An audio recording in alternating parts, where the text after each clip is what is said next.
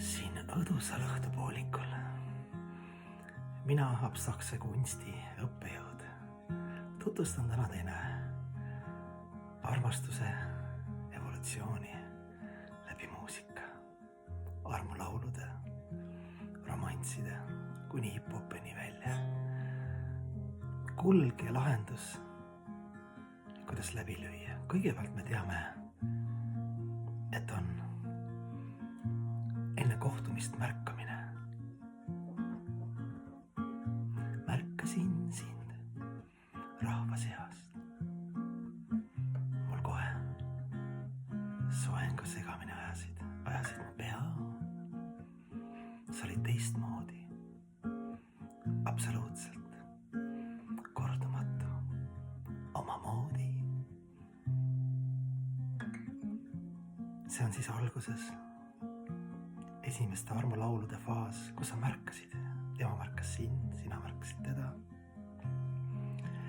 Ja hea variant on see, et ma märkasin, et sina märkasid ka mind. Mul hinges ärkas sinilinn. See on hea variant. Kurvem variant on natukene selline kurvema meloodiaga on. Ma märkasin sind, aga nägin, et sa olid teisega ja ei märganud mind. Suri armulinn mu sees, kas tõesti ma ei kõlbagi sulle, kuid siiski kuskilik ma loodan, et sa ei ütle kunagi ei mulle. Ühesõnaga, eks ju, 2 varianti võib minna hästi halvasti. Mängime nüüd edasi, et ütleme, et sa mind ei märganud, ma ei meeldinud sulle, sa olid hõivatud.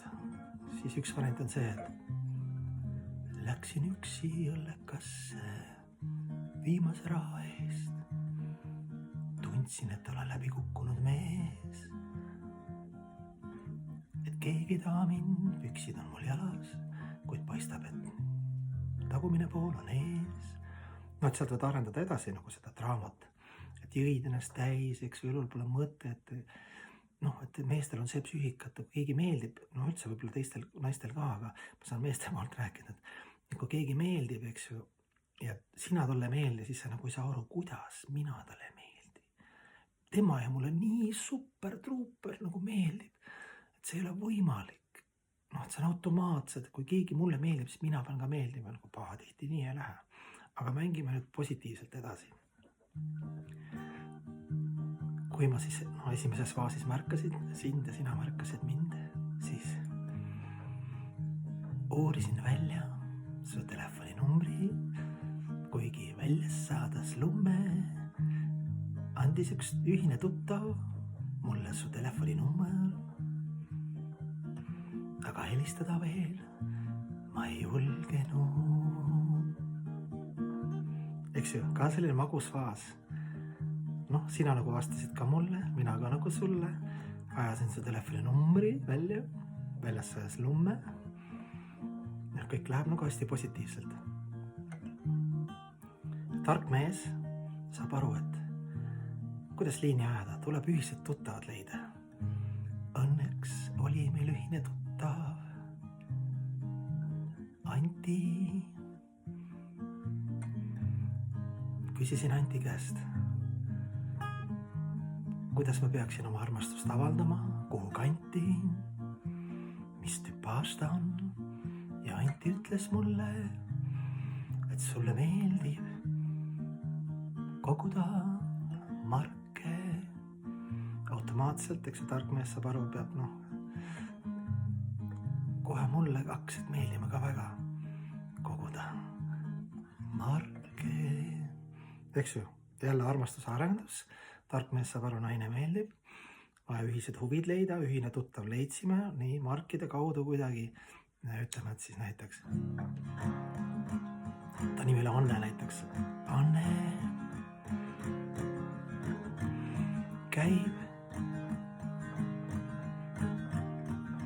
Märjamaa kultuurimajas markide kogujate ringis on vast Anne, meie Anne. Kogemata sattusin sinna oma margikoguga, avaldasin muljet Annele ma. Ja mis siis, et margid olid laenatud kokku küla peal. eks ju, kõik läheb hästi. Samas ringis, Annel margid, minul margid, noh, eks mis iganes seal, ma lihtsalt niimoodi kujundlikult.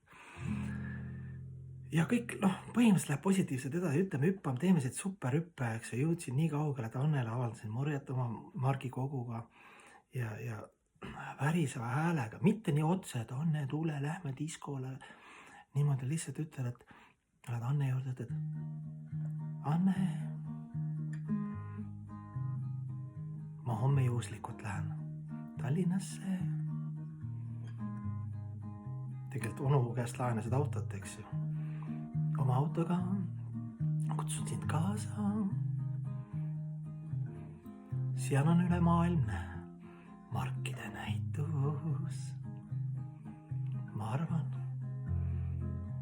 et äkki tuled kaasa, ma luban, ma korralikult käitun. Eks ju. Ja ongi nagu esimene kohting märkamatult, mitte nii otse, eks ju, et on ka margid, sul margid lähete markide näitusele, kõik läheb hästi, eks ju. Ütleme, et ma tahaks edasi hüpata, aga ütleme, et kõik hästi, Annele meeldin, mina Annele, eks ju, kõik on nagu super-truper, aga siis läheme siit edasi, näiteks ütleme, et juba Annega ken 4 aastat ma päris hästi sobime, šalalala. Ma ken Annega, ta on mu pruut, kuigi ta hiljem aru sai, et ma tegelikult marki ei kogu, aga sellest ei olnud enam absoluutselt probleemi. Improviseerimine riimi, eks midagi läks kuidagi riimi kogemata. Nii. Ja kõik ütleme, et see on kõige huvitavam osa, aga hüppame selle huvitavam osa ära, et näiteks Annega läks hästi, kõik tegin abielu ettepaneku, võib-olla ei teinud abielu ettepanekud veel, aga elame koos Annega, kõik on justkui okei. Nii see elu läheb, leidsin oma elu kööli ja tema leidis oma elumehe, juhei. Nii, eks ju, evolutsioon on jõudnud tipppunkti, aga siis tuleb argipäev. Mõnikord oli niivõrd halb ilm ja Annel oli halb tuju. Kogemata eile tulin liiga hilja koju. Sõpradega on ju ka olla vahel hea, isegi kui hommikul vahel valutab pea. Anne ütles mulle, kui mul oli raske hommik, et sa vist ei sobi enam nii hästi mulle. Aga mul oli ka tagataskust võtta paar argumenti vastu Annele. Anne, miks sina oled vahest selline, sa ennem ei olnud absoluutselt ju selline. Ja see ongi armastuse evolutsioon, et tuleb argipäev ja tema leiab miljon viga minult, eks ju. Mina leian miljon viga temalt, siis hakkab temperamentne kodusõda, enese süüdistamine, tema süüdistamine. Tema teab minu vigu, oskab hästi leida, vajutada kõige valusamat kohta, mina tean.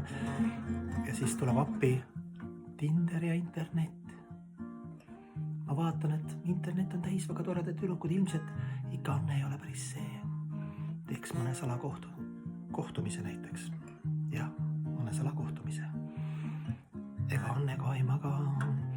Ta vaatab mehi üldse teistelt maadelt internetis alguses ja algab flirdi ajajärk internetis. Sest tegelikult see ei ole, kui sa oled internetis, see ei ole tegelikult veel petis. Ja ongi kriis või siis kriisi viimane faas letis. Mis nüüd edasi saab on niimoodi, et 2 varianti. Lähme psühholoogi juurde, perenõustamise juurde, teeme tööd, võidame oma madalad omadused, päris üksteist muuta ei saa, aga lepime, harjume ja armastus läheb sügavamaks. Anne, olen sinuga koos juba 20 aastat. Olen aru saanud, et ükski asi enam ei või muuta. Meie imelist tunnet ei enam saasta. Me ei luba oma vahele, sest jagatud on ju nii palju head ja halba. Ja hoopis teisel tasemel on meil nüüd suhe.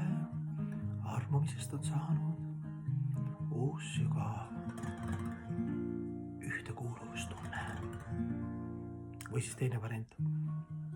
Olen juba 7. suhtes ja proovin ühte paksu peenikest venelast, eestlast läbi internetiga teiste maade naisi, nendega suhtlen justkui kõik on okei, aga täpselt samamoodi kõik läheb.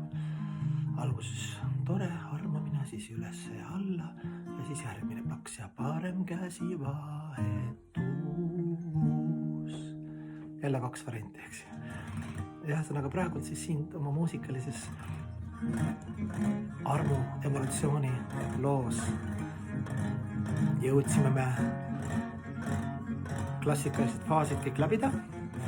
Mitte midagi uut, lihtsalt et sa teaks, kui sa armulauda teed, mis variandid on. On ilus lõpp. Vanamees ja vananaine eitedaat istuvad pargipingil ja meenutavad oma ilust noorust ja keskea kriise.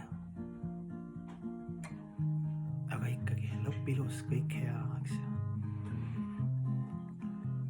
Kallistan sind ja sina kallistad mind ja saame aru, et meil pole palju jäänud, aga hinges ei ole raugenud kunagi rind. See tänulikkus ja armastus sinu suhtes on.